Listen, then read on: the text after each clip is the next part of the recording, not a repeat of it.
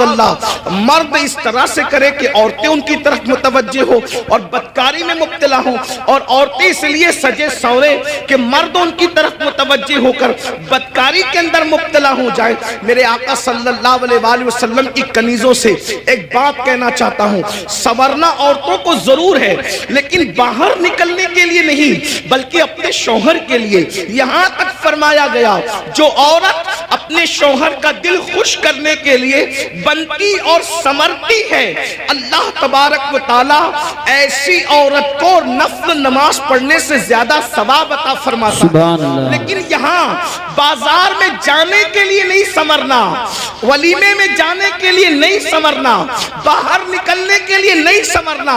عورت کو اگر سمرنا ہے تو شوہر کے لیے سمرنا ہے۔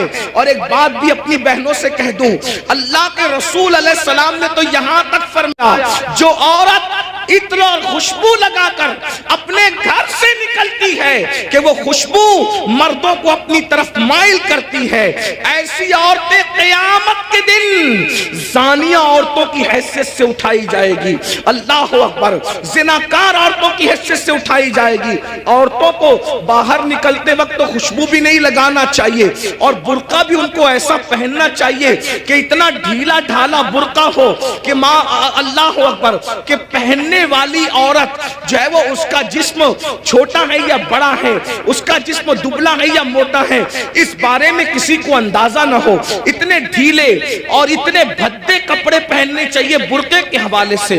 لباس اچھا پہنو لیکن برقعے کا کپڑا بھدا ہو، برقعے کا کپڑا چمکیلا نہ ہو، برقعے پہ ڈیزائن نہ ہو۔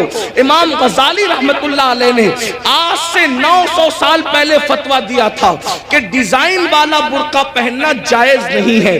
900 سال پہلے عورتوں کو ڈیزائن والا برقع پہننے سے منع کر دیا گیا، اور آج تو برقعے کے ڈیزائن تو دیکھو کہ معاذ اللہ جو نہیں دیکھنے والا وہ بھی دیکھنے لگے۔ یہ کیفیت ہے، یہ حالات ہیں۔ اس لیے میں اپنی بہنوں سے کہوں گا، دیکھو یہ دنیا ہے بہنوں، یہ دنیا ہے۔ ایک جملے کے لیے اپنی آخرت برباد مت کرو۔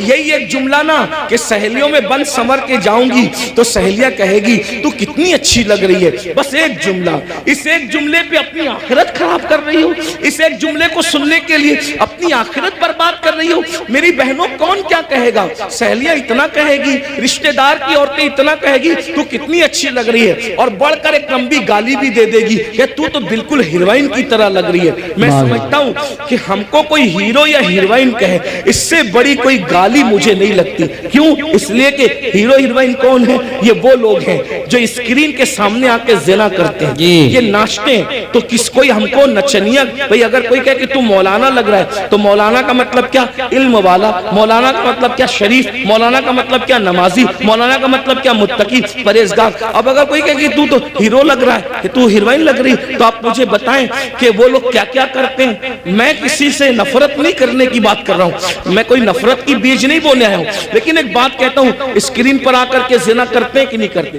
فاحشہ عورتوں سے بھی زیادہ گندے یہ لوگ ہیں کہ فاحشہ عورتیں تو چھپ کر کے گھروں میں زنا کرواتی ہیں، لیکن یہ تو اسکرین پر آ کر کے زنا کرتے ہیں، کیمرے کے سامنے آ کے زنا کرتے ہیں، بدکاریاں کرتے ہیں، اور تم خوش ہوتے ہو کہ مجھے تو یہ کہا جا رہا ہے، فلمی اداکارہ سے تشبیہ دی جا رہی میں کتنی اچھی لگ رہی ہوں۔ میری بہن یہ گالی، اور سن لو ایک ایسا گندا جملہ سننے کے لیے تم اپنے نبی کو ناراض کر رہے ہو، تم اپنے خدا کو ناراض کر رہے ہو۔ اللہ اکبر۔ اس لیے میری گزارش ہے، یہ دنیا ہمیشہ نہیں رہنے والی، یہ دنیا نے ہمیشہ نہیں رہنا، دنیا نے ختم ہونا ہے، بلکہ دنیا جب ختم ہوگی ہماری زندگی تو دنیا ختم ہونے سے پہلے ہی ختم ہو جائے گی۔ اور بزرگ